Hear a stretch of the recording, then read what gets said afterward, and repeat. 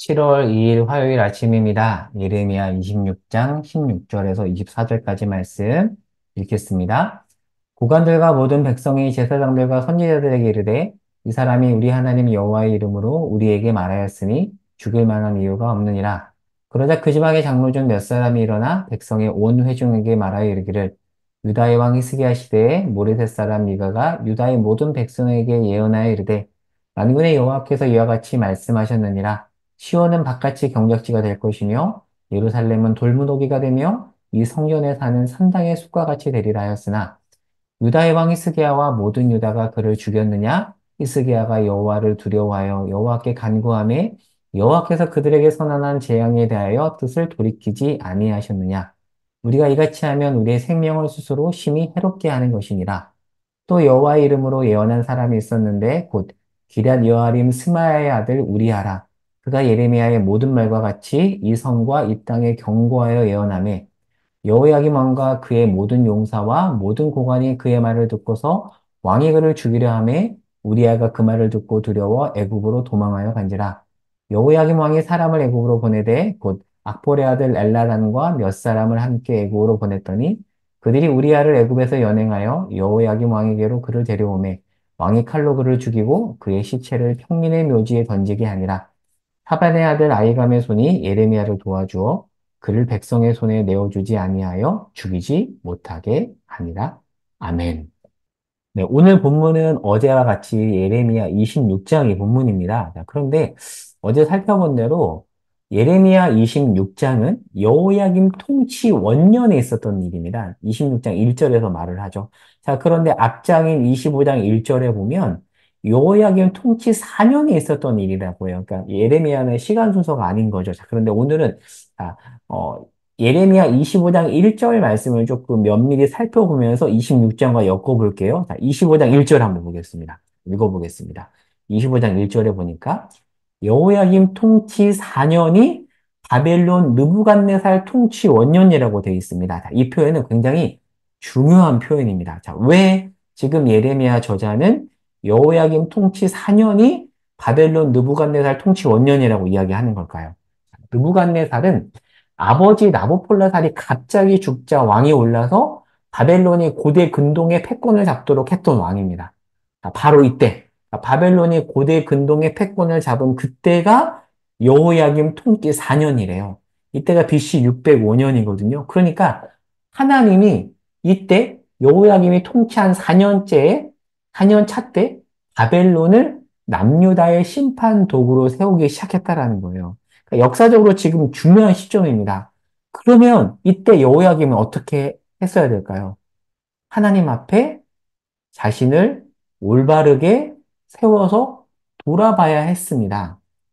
그러나 안타깝게도 이 역사적으로 중요한 시점에 있었던 여호야김은 자, 예레미야 36장 16절을 볼게요. 그가 했던 대표적인 행동인데요. 그림에도 표현되어 있습니다. 그가 어떻게 하냐면 바룩을 통해 전달된 하나님의 말씀을 듣고 찢어버려요. 칼로 찢고 이렇게 불에 태워버립니다. 때로는 하나님의 말씀이 우리에게 임했을 때 우리를 불편하게 할 때가 있거든요.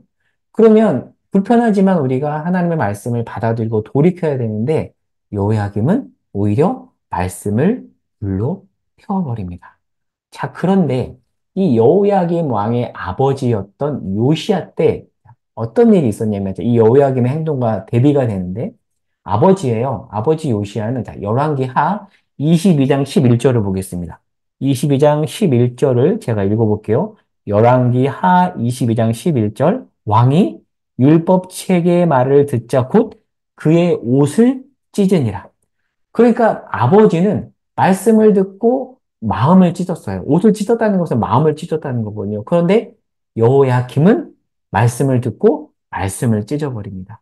그러니까 지금 느부갓네살이 왕에 오른 시점, 그러니까 하나님이 바벨론을 통해서 남유다를 심판하기로 작정한 그 시점에 여호야김은 말씀 앞에서 자신을 돌아보고 마음을 찢어야 됐지만 거꾸로 말씀을 찢어버리죠.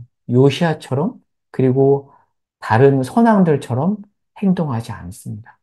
자, 이런 배경을 가지고 오늘 본문으로 들어가 볼게요. 자, 오늘 본문 16절에서 20절에 보면 여호야김 때 얘기입니다. 고관과 백성들이 히스기야 왕 때 선지자 미가를 예로 드는데 미가 선지자예요. 오타입니다. 미가 선지자는 우리가 아는 그 미가 선지자입니다. 자, 이때 히스기야가 미가의 말씀을 듣고 돌이켰어요.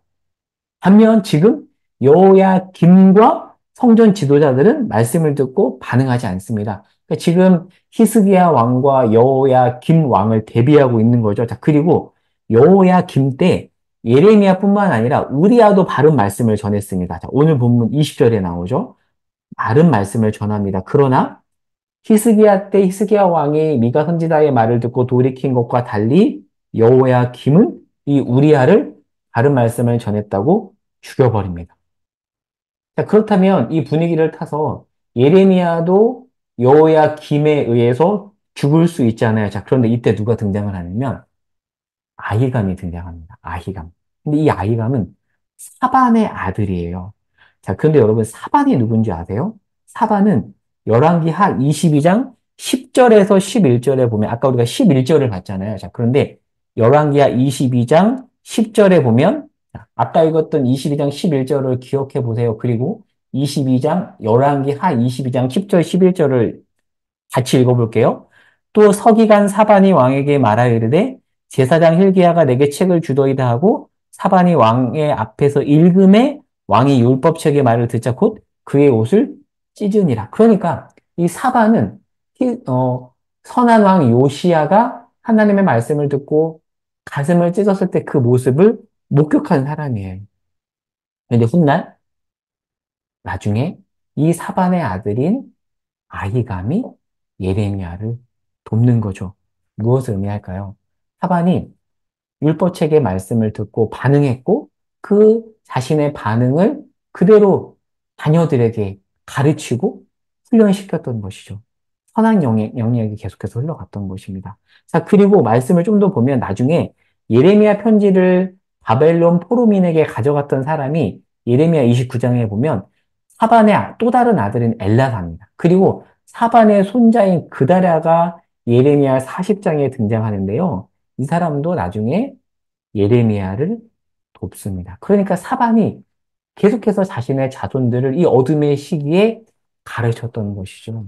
그러니까 왕이 말씀을 바로 전하는 사람들을 죽이는 시대에 하나님은 이런 사람들을 남겨둔 것입니다. 오늘 말씀을 이제 정리해 보겠습니다. 여호야김이 득세하고 힘을 발휘하고 선한 선지자는 이렇게 죽어버리는 시대에 하나님은 사반의 가문을 남겨두셨습니다. 그런 시대의 이 사반의 가문은 말씀에 붙잡힌 인생이었던 것이죠. 그리고 이런 사람의 후손 중에서 오늘 본문에 등장한 아이감이 나타납니다. 이들은 말씀을 찢는 왕 앞에서 말씀으로 자신의 가슴을 찢는 일들이었던 것이죠. 여러분, 사반은 요시야 때 서기관이었잖아요.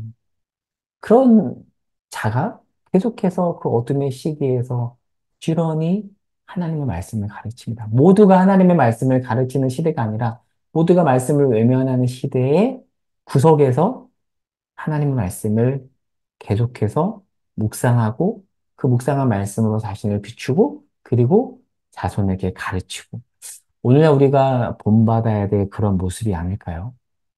사실 이 시대도 그렇습니다.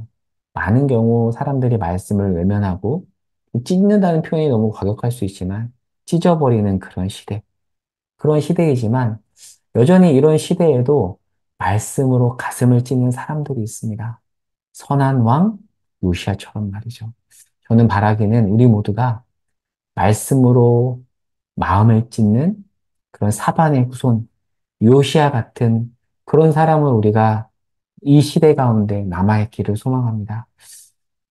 저는 바라기는 우리 교회가, 이 시심교회가 말씀으로 마음을 찢는 교회가 되기를 소망합니다. 그래서 아침 묵상 시간마다 주일 예배 때마다 그런 일들이 일어나기를 소망해요. 그리고 그런 일이 계속해서 축적되어 가기를 간절히 소망합니다. 그 일에 동참하시겠습니까?